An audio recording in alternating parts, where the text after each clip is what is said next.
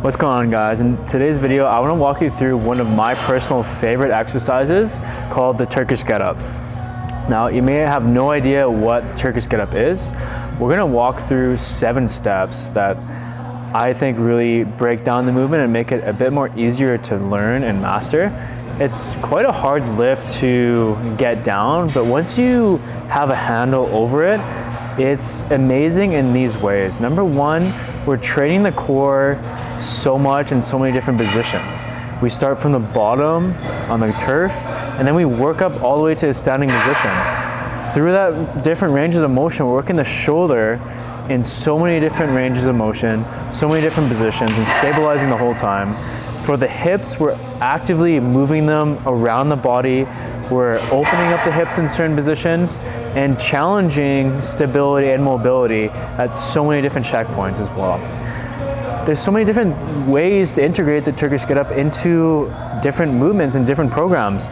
We could have it at the beginning of our program as a warm-up, for example, or we could have it as an actual strength move. We can load it heavy. If you're first learning this movement, you want to keep the weight light and you want to focus on your technique. There's going to be certain parts in the movement where you're going to struggle. Some people may struggle with their shoulders.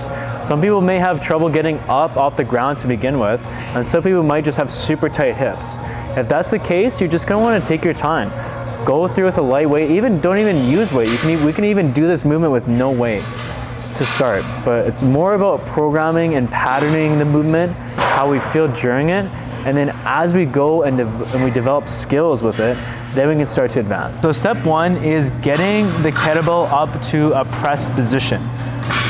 One thing I see people do, if they are trying to do a Turkish get-up, is they'll have the weight just out to the side and they'll rotate up to bring that weight to the top position. Now, I don't want to risk a massive internal rotation with my shoulder, and as that weight gets heavy, it's going to be almost impossible to lift it up like this. So I like to start from the side, and we call this the roll to press. I'm going to have a pistol grip position, so I'm going to have one hand placed over top of the other. I'm going to have that kettlebell nice and close to me. I'm going to have my elbows tucked in, and then my knees also bent out at about a 45-degree angle. I'm gonna roll my shoulders back away from my ears, and then I'm gonna think about rolling my body as a unit. So I'm gonna roll together. Then I'm gonna have the same side that the kettlebell is on. I'm gonna have that one leg up at a 45-degree angle. My other leg I'm gonna have out to the side and fully extended. Then I'm gonna have my hands together. I'm gonna press up with the weight. Hands gonna come down at a 45-degree, and this is the start position for the Turkish get-up. Let's say I'm coming down now from the lift. I'm gonna grasp the weight, bring it down to my side, rotate, and end back to that start position.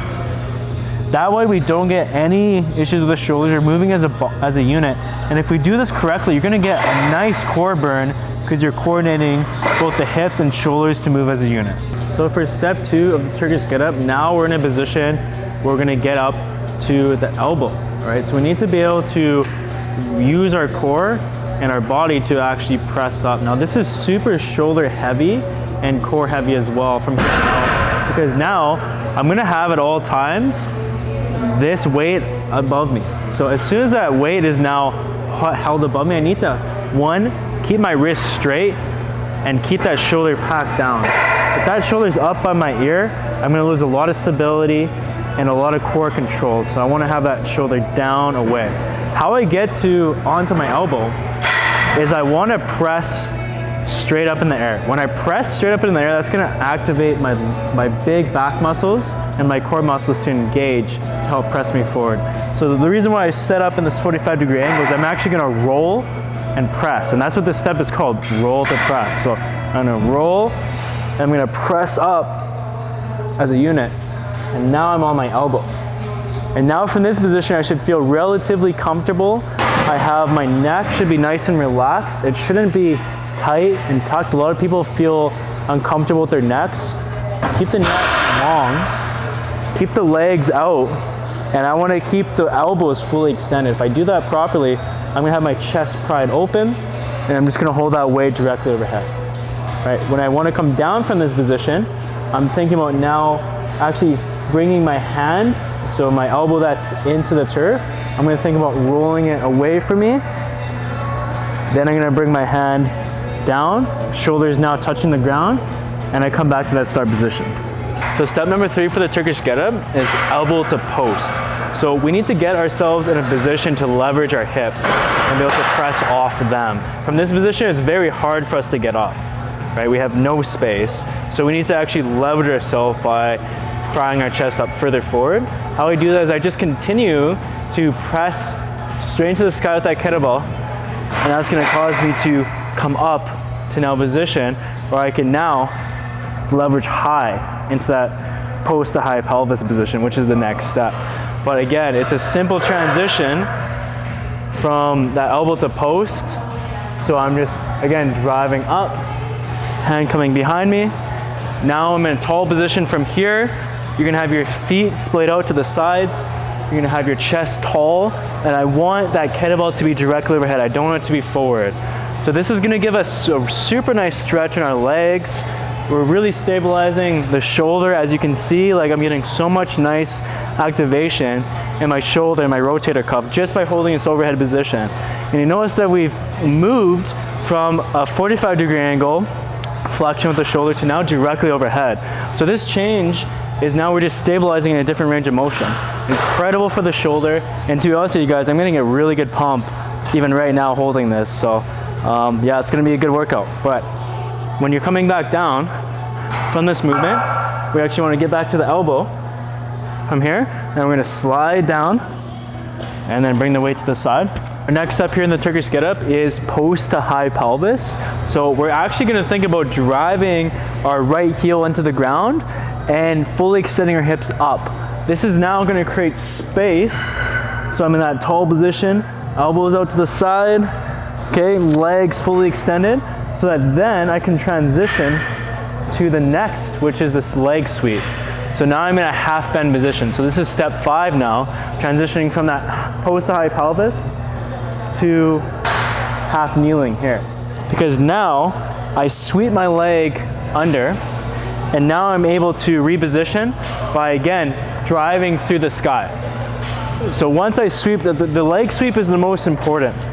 From this high pelvis position, we need to have those hips established first and that stability before I'm able to sweep. But once I do have that, I'm gonna sweep that leg behind me, and notice how I have like a 90-degree bend in my hips. From here I can readjust my hand more closer in towards me to make it easier, but I'm not thinking about driving and flicking my wrist off the ground. I'm actually thinking about driving that weight to the sky. So this hand that's on the turf right now is not doing anything. It's actually the core lifting up to squeeze me forward.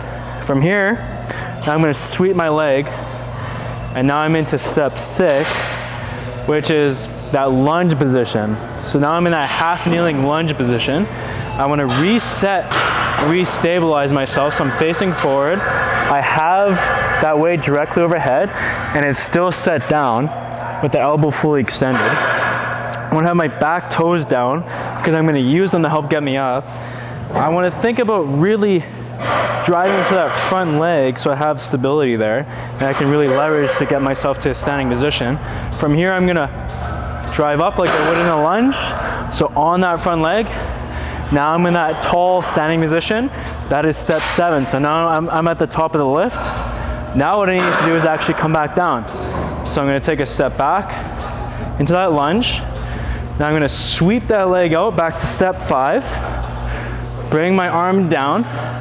Re-stabilize now. So now I need to have both my arms fully extended, ready to go, because I'm going to come back on that single leg. Sweep forward. Now I'm back to that tall pelvis position. I'm going to sweep my leg back. Now I'm at post, all the way down. Then return to that start position. And that is a single rep of the Turkish get-up. And 1 rep only counts as going all the way up and all the way down. The hardest part of the lift, I would say, is that sweep under. So from that high pelvis position we talked about to bringing that leg underneath us, really requires a lot of stability and balance, and some people just have trouble actually opening up their hips in general. So another great thing about the Turkish get-up is we get to see both sides of the body and the symmetry between them. We get to see left, right side because we're only working one arm at a time.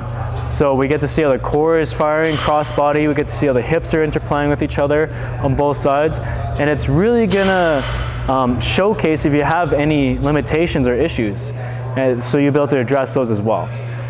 Hope you found this video helpful, guys. Please consider liking, subscribing, and joining the channel. There's gonna be lots more functional videos like this coming up, and I hope you got a lot out of this and you start integrating the Turkish get-up into your strength training routine. See you in the next video.